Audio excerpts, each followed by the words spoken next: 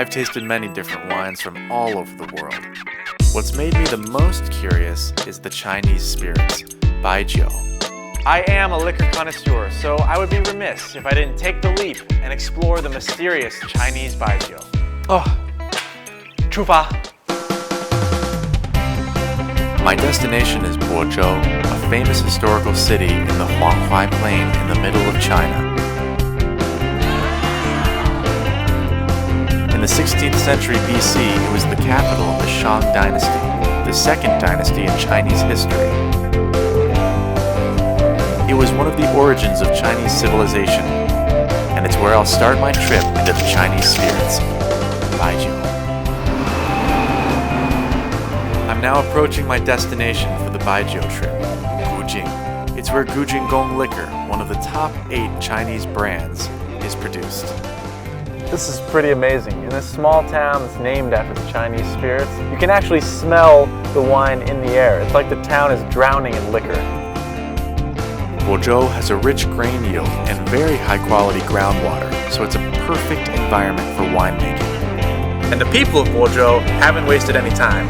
They have been making wine since the Neolithic age. Many tools were unearthed here. They were used for winemaking as well as drinking in ancient China. Some tools have a history of more than 5,000 years. This great man standing next to me here is Cao Cao, a prolific strategist and politician of Chinese history. Here in his hometown of Bozhou, people refer to Cao Cao as the real Dionysus, the god of wine. In 196 AD, Cao Cao sent the Jiuyun wine from his hometown to the Chinese emperor as a tribute. The method of Jiuyun, it's the most complete method of winemaking in written Chinese history. 前方这口井是北魏时期的，距今是1400年时。因为这个水质是弱碱性的 ，pH 值在7.7左右，非常的适合人饮用酿酒，含有20多种微量元素。This is probably the most exciting moment, getting to peer into the secrets of the Chinese liquor and winemaking technology. In here, you'll find the workers dressed in traditional clothing while sweeping and stirring the materials for the wine. I feel like I've become Marco Polo, exploring ancient China. 我们的原料有5种，有高粱、玉米、有糯米、大米、有小麦，5种粮食。 This tiny becomes a drink that people all over the country enjoy. 这太不可思议了。The Chinese have an old saying, good wine comes from old cellars. Now where I'm standing is actually the oldest wine cellar still in use in China, built in the Ming Dynasty in the 1500s. It's incredible that we're standing on cellar clay from 500 years ago. It feels cold and smells a bit pungent. Now the key is to stamp it a little to make it even and smooth. Finishing with the cellar clay, we then need to spread a special material on the surface, the wine yeast. It's saccharified and fermented throughout the process. According to the method of Jiuyun wine, the wine yeast of Gujinggong liquor would be made in the spring when the peach flowers are blooming. In this enormous industrial zone of Gujinggong Group, the combination of traditional craftsmanship and modern technologies are creating a miracle of the Chinese vineyard industry. This factory is 10 times bigger than that of the Gongxingfang workshop. In the new industrial zone of the Gujinggong Group, there are 8 workshops just like this all working together. That's a lot of wine! Like any strong industrial kingdom.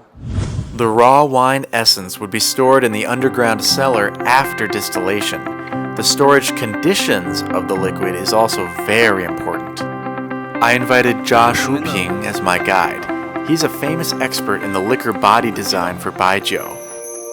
我们的这个无极酒窖是由我们曹操酒神曹操的这个地下运煤道复制过来的。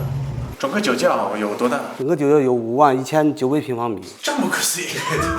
In total, there are 99 cellars and 19,999 specially made pottery jars. The temperature in the infinite cellar is set between 4 and 10 degrees centigrade. And every jar is sealed very securely. So I'm very lucky today and very excited because I get to have a taste.